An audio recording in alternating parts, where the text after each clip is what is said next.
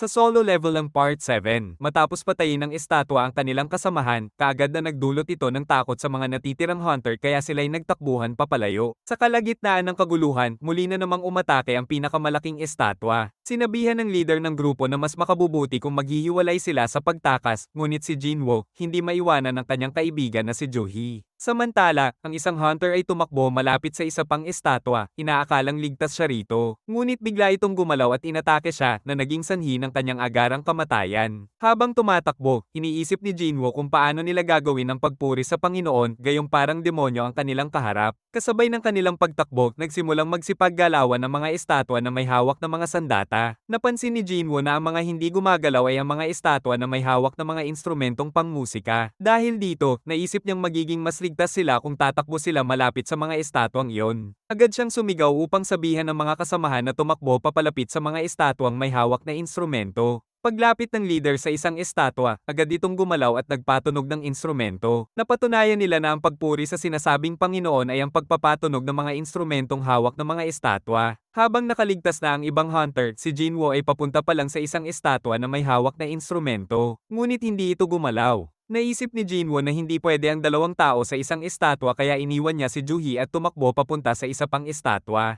Ngunit ang napuntahan niya ay may hawak na sandata at agad siyang inatake. Buti na lang at hindi siya napuruhan, kaya gumapang siya papunta sa ibang estatwa. Sa tindi ng kanyang kagustuhang mabuhay, pinilit niyang makarating sa estatwang may hawak na instrumento, at buti na lang umabot siya bago siya muling inatake ng malaking estatwa. Agad na tumigil sa paggalaw ang mga estatwa matapos makarating si Jinwoo sa estatwang kumakanta. Tumakbo kaagad si Juhee papunta kay Jinwoo upang alamin ang naging pinsala nito, at agad siyang nagulat nang makita niyang nawala ang isang paa ni Jinwoo.